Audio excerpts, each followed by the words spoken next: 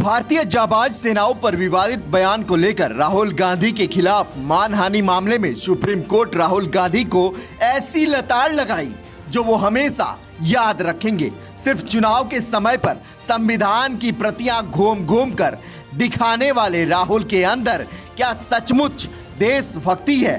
क्या राहुल एक सच्चे देशभक्त हैं या नहीं? आज इन सब का भी जवाब सुनते जाइए, क्योंकि राहुल ने वो किया जो चीन चाहता था। 16 दिसंबर 2022 में भारत जोड़ो यात्रा के दौरान राहुल ने विवादित बयान दिया था। कहा था चीन ने 2000 वर्ग किलोमीटर भारतीय जमीन कब्जा की है, 20 भारतीय सैनिक मारे गए और हमारे सैनिकों को अरुणाचल में पीटा जा रहा है। राहुल के बयान पर बॉर्डर रोड ऑर्गेनाइजेशन के पूर्व निदेशक उदय शंकर श्रीवास्तव ने लखनऊ की एमपी एमएलए कोर्ट में मानहानि केस दर्ज कराया था। आज इसी मामले में सुप्रीम कोर्ट ने राहुल गांधी को कड़ी फटकार भी लगाई और कहा कि एक सच्चा हिंदुस्तानी ऐसा कभी नहीं कहेगा। मामले की सुनवाई कर रहे जस्टिस दीपांकर दत्ता और जस्टिस एजी मसीह की बेंच ने यह आदेश दिया। सुनवाई के दौरान जस्टिस दीपांकर दत्ता ने नसीहत भी दे डाली। जस्टिस दीपांकर दत्ता ने राहुल गांधी से पूछा, भारतीय होने की वजह से आपकी टिप्पणी ठीक नहीं है। आपको कैसे पता चला कि चीन ने 2000 वर्ग किलोमीटर कब्जा कर लिया है? विश्वसनीय जानकारी क्या है? ये एक सच्चा भारतीय ऐसा नहीं कह सकता। सुप्रीम कोर्ट की टिप्पणी पर बीजेपी ने कांग्रेस और राहुल गांधी पर जमकर हमला बोला। बीजेपी प्रवक्ता गौरव भाटिया ने प्रेस कॉन्फ्रेंस में कहा, सुप्रीम कोर्ट की टिप्पणी से राहुल गांधी की विश्वसनीयता पर सवाल उठता है। कांग्रेस पार्टी के नेता के रूप में वो कितने परिपक्व हैं, ये पहली बार नहीं है जब राहुल गांधी ने भारत विरोधी मानसिकता दिखाई। गैर जिम्मेदाराना बयान देते हैं। ये फौजदारी के मामले में धोखाधड़ी के लिए बेल पे बाहर है। एक और मानहानि के मुकदमे में इनको सजा हो चुकी है, जो कि बाद में सर्वोच्च न्यायालय ने रोक लगाई। अभी मामला लंबित है। और इससे पहले भी किस तरह से झूठ भी बोला है, गैर जिम्मेदार बयान भी दिए हैं और सेना का मनोबल तोड़ने वाले बयान भी दिए हैं। ये आपके समक्ष मैंने रखा। ये बेहद ही चिंताजनक है। और मैं अंत करूंगा एक बात कह के, ये तस्वीर कई प्रेस वार्ताओं में हमने दिखाई है। ये तस्वीर है, पार्टी टू पार्टी एमओयू करते हैं राहुल गांधी चीन की पार्टी से।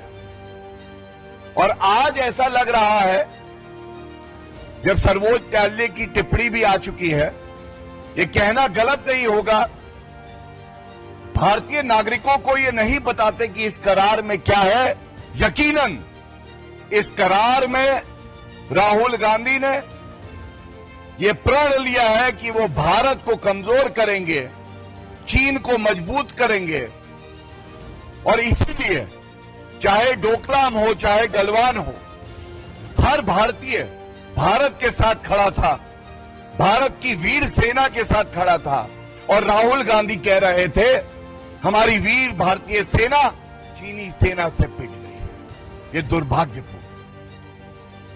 वहीं सुप्रीम कोर्ट के टिप्पणी पर सीनियर एडवोकेट अभिषेक मनु सिंघवी ने राहुल गांधी का पक्ष रखते हुए कहा, अगर राहुल गांधी कुछ कह ही नहीं सकते तो उनके नेता प्रतिपक्ष होने का फायदा क्या है? इस पर सुप्रीम कोर्ट ने कहा, वो ये सवाल संसद में क्यों नहीं पूछते? सोशल मीडिया पर ऐसी टिप्पणियां क्यों करते हैं? खुद को निर्दोष का सर्टिफिकेट देने वाले राहुल ने 3 अप्रैल को लोकसभा में भी अपनी टिप्पणी दोहराई थी, जब भारत चीन के राजनयिक संबंधों की 75वीं सालगिरह पर सरकार को घेरा था। उन्होंने कहा था कि चीन हमारे 4000 वर्ग किलोमीटर इलाके पर कब्जा करके बैठा है। लोकसभा में शून्यकाल के दौरान राहुल ने कहा था कि हम सामान्य स्थिति के खिलाफ नहीं हैं, लेकिन उससे पहले हमें अपनी जमीन वापस मिलनी चाहिए। लेकिन राहुल ये भूल गए कि जब डोकलाम घटना हुआ था तो वह खुद चीन की चाय की चुस्की लेने चीन की गोद में बैठे हुए थे।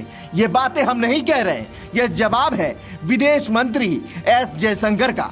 एस जयशंकर ने लोकसभा में विपक्ष खासकर कांग्रेस नेता राहुल गांधी पर तीखा हमला बोला था। जयशंकर ने डोकलाम संकट के दौरान की एक घटना का जिक्र करते हुए कहा कि विपक्ष के एक नेता ने सरकार या विदेश मंत्रालय से जानकारी लेने के बजाय चीन के राजदूत से मिलकर जानकारी ली। उन्होंने कहा यह उस वक्त हुआ जब हमारी सेना डोकलाम में चीनी सेना के सामने डटी हुई थी। तब राष्ट्रीय एकता की जरूरत थी, न कि पर्दे के पीछे मुलाकातों की। बिना नाम लिए राहुल गांधी के चीन दौरे पर सवाल उठाते हुए जयशंकर ने कहा कि जब चीन अरुणाचल प्रदेश के नागरिकों को स्टेपल वीजा जारी कर रहा था, तब कुछ नेता चीन में बैठकर ओलंपिक देख रहे थे। विदेश मंत्री ने कहा सदन को जानना चाहिए कि चीन जब अरुणाचल प्रदेश के लोगों को स्टेपल वीजा दे रहा था, उस वक्त कुछ लोग वहां ओलंपिक देखने गए थे। Whose affection for China is so great, sir, उन्होंने एक संधि बना ली थी चाइना और इंडिया की, चिंडिया। तो इतनी मोहब्बत थी सर कि उसको संधि बना ली। अब सर इनको छोड़िए, इनके अलावा एक और चाइना गुरु।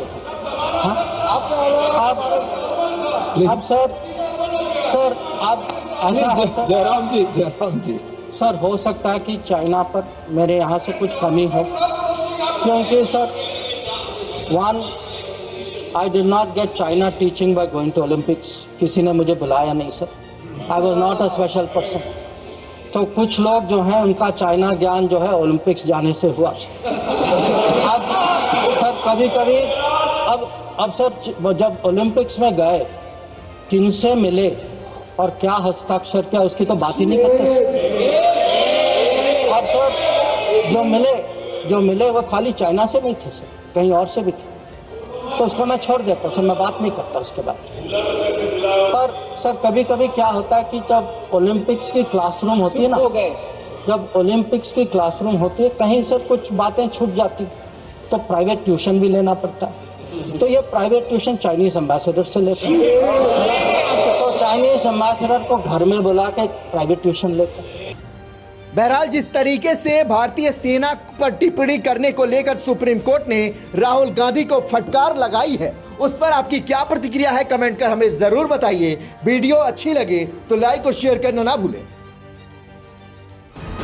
वीके न्यूज, राष्ट्र के नाम।